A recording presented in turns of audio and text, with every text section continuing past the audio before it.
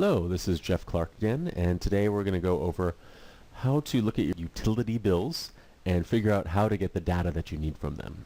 Hopefully, if you're a chain restaurant or have a third-party energy supplier and billing service, you're able to grab a lot of this information already in an Excel spreadsheet and be very quick and easier for you to put it into the survey. But if not, we're going to go through how to actually pull some of this information out of one or two locations so you can understand what you're looking for exactly. So just as a reminder, you want to go to rfmaonline.com/survey, and that is where the survey location is located and instructions are available.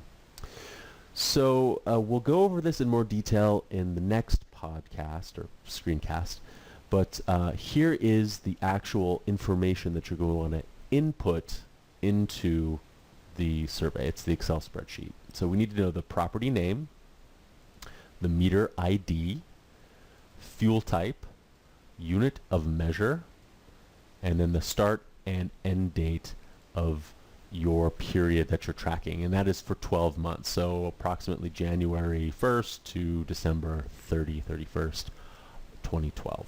So we want to make sure we get this information off of your utility bills, and then we'll also want to add that information here. I'll show you how to do that again later, but add up the consumption amounts that we'll also get from the utility bills. So here's an actual utility bill. I've removed a lot of the identifying information, but as you can see, the service address is something you're going to want to have to put in into the Excel spreadsheet. You want to track the meter number here. That's really important. You'll type that in. Again, this has been removed so that there's no identifying information. And then down here, looking at this meter number, it'll show you, okay, this is actually what our consumption is. So it's the start date and the end date for this billing period. That's something that we want to keep in mind. Then we have the actual usage. Here is the kilowatt hours that we're going to want to input into our Excel spreadsheet. So as you can see again, we have electricity grid, kilowatt hours, and then on the next one we will actually input some of that information. Another bill we can look at is for natural gas. So again, remove the identifying information. This is an actual bill, and we want to look at what is the service location. Okay, so you make sure you're recording it onto the right place. Add in that meter number, and then here is again the actual reading dates and usage.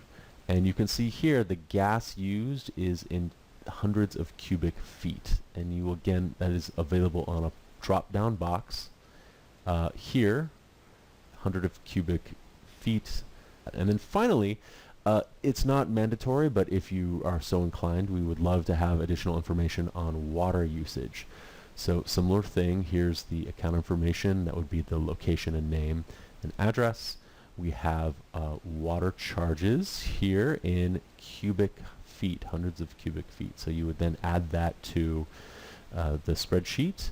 You would also see the service period, and again, just finding out when that would be. Notice it is for 3 months and not 2 months, so you want to keep that well tracked for each location. So I hope you found this useful. On the next screencast, we'll go ahead and go through quickly how to actually input some of this information and some tips and tricks that I think will speed the process along and make sure you can fill this in very, very quickly and efficiently. So thank you again. And please contact the email on the screen with any questions.